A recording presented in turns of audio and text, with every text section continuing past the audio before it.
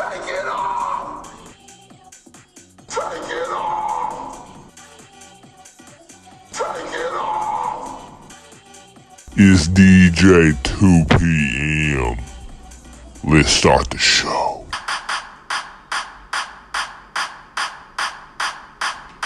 There's this couple we know, our neighbors actually. They got married young, diploma to wedlock. They're in their early 30s now. They just recently disassociated themselves from Mormonism.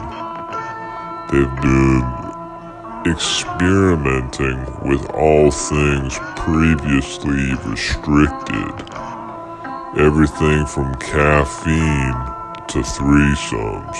Edible, eliminated, eatery, enema, eat fresh, ear of corn, elegance, eager beaver, eventually, evolution, etch-a-sketch. Now, I say, regardless of the mundanity or cruelty of your adult curiosities, it don't matter, because immediately after jacking off, you're swallowed up by shame. It's like God punishing you for procreating with your sister. How he'll dole out one of the extra chromosomes he has stockpiled for your daughter. See, what he could do is spare his suck and masturbate exclusively in sperm banks. There's your loophole. A clean conscience and a charitable contribution. Okay, Charlie? But to dabble in polyamory, I just don't understand. If the goal is divorce, bravo. Why overcomplicate it? What they're seeking is rebellion. And rebellion is for teenagers. That's precisely why when men go through their midlife crisis, they are met with ridicule. No one is sympathetic of a Harley. Actually, go ahead, buy a Harley, but do so you can then trade it in for a dirt bike and accelerate paralyzation. Ta-da! There's your organic return to sympathy. How can they believe their marriage will walk away triumphantly? They are not gladiators. Two personified Pinterest boards, that's who those two are. See, the pleasure derived from a threesome stems from the anticipation, and the anticipation alone. Hatching the plan will always supersede the execution. I won't blame the third party, however. They aren't at fault, but their morals are markedly skewed, most certainly. DJ, while you were busy frolicking through the apple orchards this weekend, I was up late, tirelessly trying to figure out the root of all evil. It started because I got T-boned in the Vaughn's parking lot. I was just there getting the ingredients for dinner, like saffron rice and lamb chops. I was in no hurry. The other driver, that stupid idiot, it turns out they're on their phone. My car is bent and ruined. My insurance said that they don't mind covering the expenses and that they'll get it fixed up all right. But the driver completely lacked sympathy. I looked him right in the face. I was so angry that I couldn't help it but spit on him. And when he just laughed me off, I could have gotten paralyzed. I told him this, and he just laughed, saying, "No, that's impossible." And I said, "No, you're impossible," and spit right in his face. I was supposed to go slam dancing that night, but no, I couldn't now because I have a backache. Who cares about the car? This man drove an arrow right through my heart. I got blood all over my seat covers, and my teeth feel like they've been readjusted. Now, callers, just imagine your wife. She's driving. Her purse is erupting with Kohl's cash on the passenger seat. Do you picture her being giddy? Is she trepidatious? Or is she so subsumed with subservience that she'll blindly do whatever is asked of her? And you're at work. You're a professional emailer, and it's nearing noon. You and your buddy, the focus group facilitator, volunteer to hit the Wendy's drive-thru to showcase your perceived generosity and goodwill. You take orders for your department, and after a little goading, you get a head count of who would like to tack on a little frosty. Come on, it can't hurt. It's Friday. Meanwhile, your wife's perusing the Yankee Candle section, sniffing each one, envisioning which scent will best accent another woman's fist, excavating her innards while she's on all fours on the California king she just had to have. She thinks, oh, birthday cake smells good, but so does sugar cookie. And don't forget that there's cedar and renovated laundromat and campfire. But in the end, she chooses cedar because it is self-prescribed as the scent of the summer. She's as unoriginal as she is undesirable. She's as unoriginal as she is undesirable. And look at you, juggling Frosties. What a hero. Now imagine, in preparation, lighting that candle, shaking the flame from the match. That crop-headed gal you've been incessantly sexting from an app is huddled in her little yellow Corolla, parked outside along the curb that is closer to suggestion than anything else.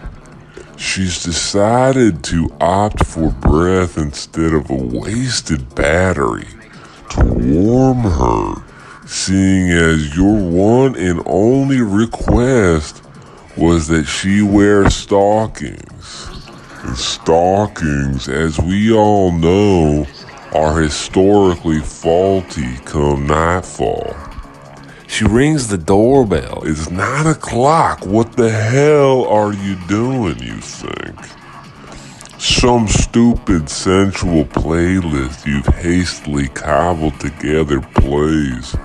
It's entitled Three's Company or some bullshit. like some fucking idiot. She takes you up on the obligatory house tour offer. You start off dismissing the crown molding, saying it's just a formality, and then you start talking out of your ass about the dozens of ways your pompous asshole is going to try to reintegrate sincerity into your home. Every other foot of every other wall is plastered with rustic, uplifting genericism. In lieu of actualizing the situation, she comments on the abundance of state pride propaganda plastered all over the bookcase. And this whole time, your wife is just trailing behind you two, listening. Then you say, "Shall we?" and swing a big swooping gesture towards the bedroom. Your WikiHow article, Charlie. Why did it only take 2 beers to change your poor wife's mind? Moments later, lamplit, your wife, adhering to her vows, waits in the bowels of the bedroom while you're busy force-feeding this deranged +1 your dick down throat. She gags. Your wife winces. This surely will be omitted from your wife's journal entry. No Polaroid will be snapped, destined to be cutesily strung from that crescent yarn gallery on your wall. You piece of shit. You've somehow convinced yourself you've shed all rigidity, that societal graces are somehow unmatched against your newly uncovered freedom. You chant to yourself that you feel light, like a weight has been lifted. But you're too stupid to realize that script isn't even poetic on screen. Congratulations, you've reclaimed puberty. Then, later, as your dick is now plunging the depths of this woman's asshole, and your wife concurrently sucks on her tits, not for herself, not for this woman, but for you, because it's safer to embrace exhaustion than to reach a formal finale. You should have hired a referee. This shindig eventually ends. You musketeers have, out of obligation, decided to snuggle beneath the comforter. And it's here that you start to notice the inconsistencies of this young woman's shaved legs. You're in the middle. What a champ you are. The rippled drapes are uncinched, and the candle, that candle went unnoticed. This woman, she hasn't budgeted for intimacy, so she makes an excuse and dresses only partially, her heels dangling from a single finger. Oh, that's okay. She tells you after offering to walk her to her car. And then in the morning, you leisurely drive down the 15 freeway to pick up your son, who's at your in-laws, who are gracious enough to give you and your wife a nice little date night. Oh, how your son will fling open the screen door. He's beaming. Look at him.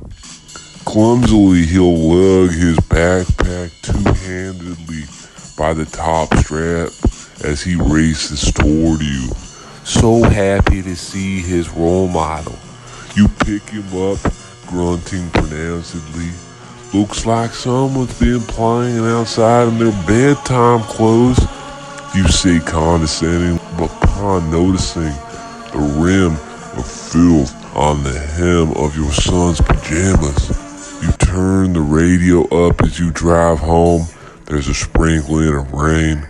The windshield wipers. And for a second, just a second, you see a glimmer of the shit husband your son will one day be. That F-150 he'll lease. And the refinancing. That he'll have to do to afford minimums.